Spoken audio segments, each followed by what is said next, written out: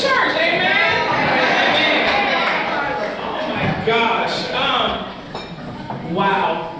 To be in the room with all of you right now, like they say in the South, to be in the dumper is truly a blessing to wake up on this side of the dirt, as we say. And just to go a little bit off, because I have a speech here, because I recently opened up a restaurant, as Ms. Melba said, in Charleston, and I didn't have a speech prepared, and I watched the video afterwards, and I was like, what am I talking about?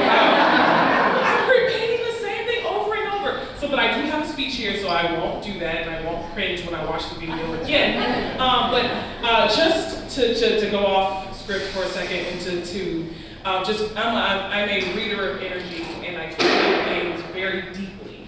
And what I feel in this room are people who are here not only for a great cause, but to help in this trying times where our voices are really silenced, where women feel as if they don't matter, you know.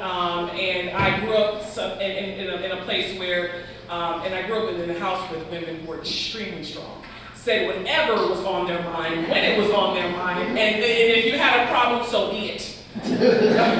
But we live in a society right now where a lot of our words and our feelings are suppressed. The algorithm, where, you know, if you're not showing skin or if you're not looking a certain way, that you are not shown on the algorithm. But that algorithm does not exist in this room, and so I really appreciate being here with honest and real people for a real cause.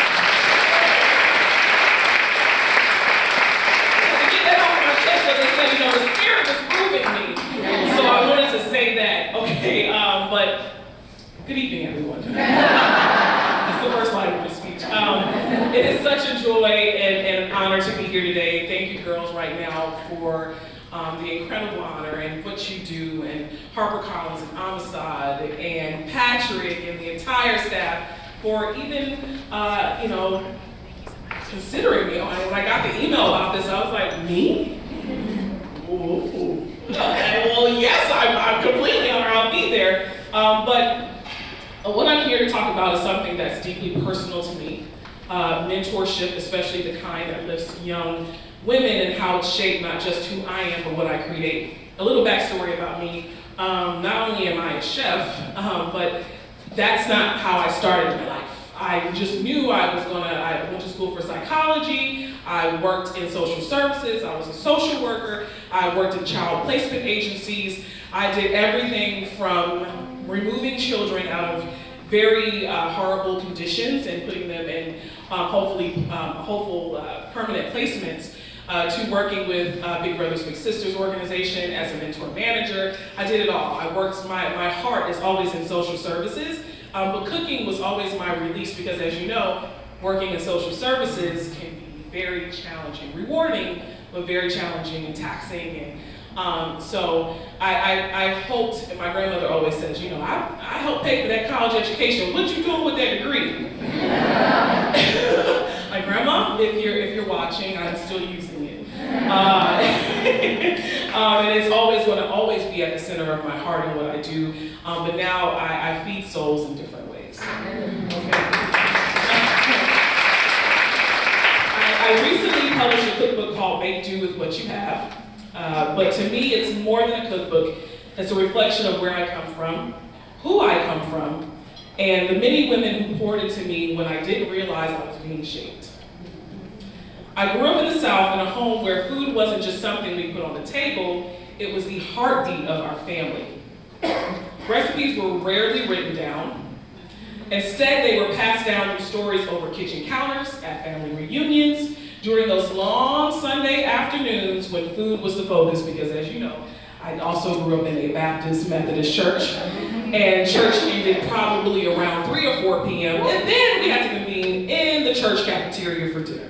So those were long Sundays around food.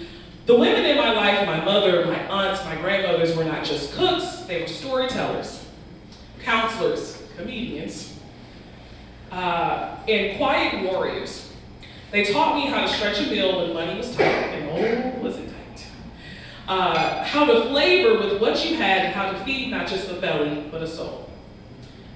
That's really where make do with what you have was born, not in a test kitchen, but in the moments of resilience, creativity, and love. Writing it, I wanted to honor that legacy. I wanted to show that food isn't just about ingredients, it's about history. It's about memory, it's about making something beautiful and nourishing out of what you got, even when what you have, it's not that much. And that brings me back to mentorship, especially for young women, because sometimes mentoring isn't formal. Sometimes it's just someone showing up and telling you that your voice matters, like Ms. Melba has done for me and countless other young women. That, what you carry, your culture, your experience, your story is enough. You are enough.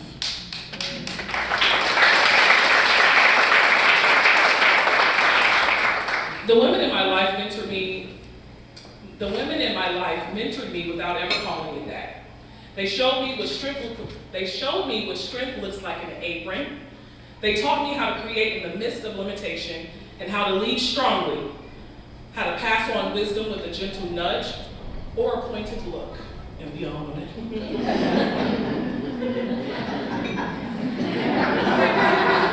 The older I get, the more I notice that I look in the mirror and say, oh gosh, that's my grandma. That is my grandmother's face. She makes that, do something wrong. Now I believe it's our turn to be those women for someone else.